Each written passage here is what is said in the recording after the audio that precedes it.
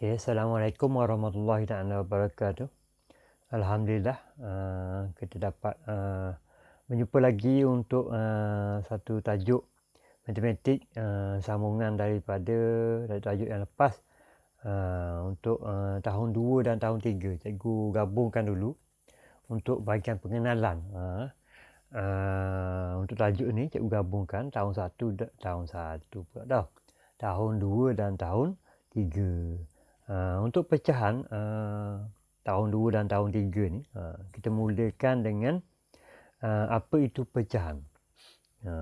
Ini lebih kepada pengenalan dan pengukuhan pada latihan yang awak dah beri, yang cikgu dah beri sebelum ni, awak dah hantar. Jadi sebelum ni mungkin awak dah buat latihan, tapi dari segi definisi dia tu perlu juga awak tahu apa itu pecahan. Pecahan adalah nombor yang mewakili sebahagian dari keseluruhan. Kalau awak tengok dalam definisi ni, dia ada perkataan dari. Ada perkataan dari bermaksud apa? Bermaksud mesti ada dua nombor. Mesti ada dua nombor. Kalau satu nombor tidak jadi pecahan, dia mesti ada dua nombor. Sebab awak pernah belajar kan sebelum ni, dua lebih kecil daripada dari 3. 4 lebih besar dari 2. Bila ada perkataan dari, maknanya ada dua nombor. Maknanya pecahan ni, setiap pecahan untuk melayakkan dia menjadi pecahan, dia mesti ada dua nombor. Pecahan adalah nombor yang mewakili sebahagian dari keseluruhan. Okey. Untuk lebih faham lagi, kita tengok lagi. Okey, contoh pecahan. Ni contoh pecahan. Yang diberi tu 1/3. 1 adalah pengangka. Yang tengah tu per, yang ketiga, yang nombor 3 tu penyebut. Okey, disebut 1/3. Apa itu pengangka dan apa itu penyebut? Okey. Kita tengok lagi apa itu pengangka dan apa itu penyebut. Dalam pecahan ni dia mesti ada 3 benda ni. Mesti ada pengangka, mesti ada per di tengahnya dan mesti ada penyebut. Okey, maksud pengangka bermaksud jumlah dari sebahagian. Okey, sebahagian. Jumlah dari sebahagian. Okey. Manakala penyebut pula bermaksud jumlah keseluruhan. Okey. Jumlah sebahagian, jumlah keseluruhan. Bermaksudnya ada dua nombor yang menunjukkan sebahagian dan menunjukkan keseluruhan. Kita tengok lagi contoh yang pecahan tadi. Okey. Dalam bentuk gambar rajah. Okey. Awak boleh nampak sekarang ni. Okey. 1 ni adalah mewakili sebahagian yang dilorekkan. Okey. 3 adalah mewakili keseluruhan dalam gambar rajah tu. Okey. Bermakna yang sebahagian ni pun adalah bahagian daripada 3 yang keseluruhan ni.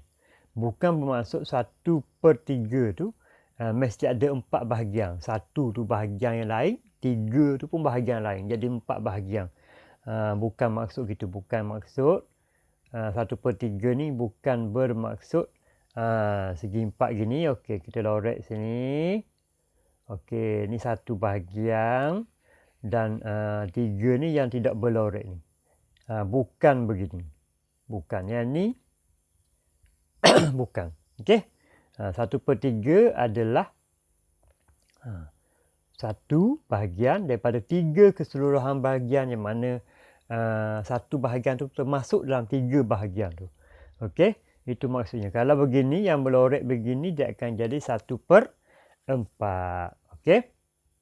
Jom kita lihat contoh latihan. Cikgu bagi sikit je sebagai panduan untuk awak semak latihan awak. Dan selebihnya awak boleh buat sendirilah. Okey. Contohnya latihan ni. Okey. Latihan ni yang pertama. Okey. Ada berapa bahagian keseluruhan tu? Ada berapa bahagian keseluruhan? Ada 1, 2, 3, 4, 5. Okey. Jadi maknanya nombor ni 5 bahagian. Okey. Dan per tu ada dah. Yang dilorek adalah 1. Jadi letak 1. 1/5. Yang ni dia berapa bahagian ni? 1, 2, 3, 4, 5, 6, 7, 8, 9, 10. 10. Yang berlorek berapa? Yang berlorek adalah 9. Yang lebihnya 10. Ada juga yang buat 1/10 pun dikira betul lah. Sebab keliru dengan tu. Tapi cikgu nak yang kawasan yang berwarna tu dikira sebagai berlorek. Okey. Yang berwarna. Dia nak yang berwarna. Okey. Ni soalan ni pun dia beritahu nak yang berwarna. Yang ni pun sama. Cuba kita kira keseluruhan dia. 1, 2, 3, 4, 5, 6, 7. 8. Okey, 8. Jadi kawasan berloreknya 7/8. Yang ni berapa? Kira 1, 2, 3, 4, 5, 6. 6. Yang berloreknya 2. Yang berwarnanya. Yang keseluruhan dia 6. Dan begitulah seterusnya untuk latihan ni. Okey, awak boleh dah faham dah rasanya. Yang ni pula. Yang ni dengan perkataan. Seperti mana yang cikgu tunjuk contoh tadi, cikgu dah tunjuk macam mana menulis dalam perkataan. Ini pun sama. Okey. Awak kira yang kira ni, ni 1, 2, 3, 4. Okey. Dia mesti per 4. Okey, yang berlorek 1. Okey, jadi tulis 1 per 4. Tak muat. Okey. Yang ni berapa? Yang ni ada 5. 5. Jadi dia mesti per 5 dan 1 atas tu. Jadi tulis 1/5 dan seterusnya lah. Okey. Yang ni pun sama. Okey, jadi tu cikgu rasa awak dah faham tu dari segi asasnya macam mana soalan macam mana menyelesaikan soalan pecahan. Ni latihan ni awak dah buat sebenarnya. Cikgu tunjuk semula untuk panduan atau panduan awak untuk menyemak latihan ni. Okey. Cikgu rasa untuk hari ni itu sajalah. Kita akan sambung lain kali. Cikgu rasa itu saja. Assalamualaikum warahmatullahi taala wabarakatuh.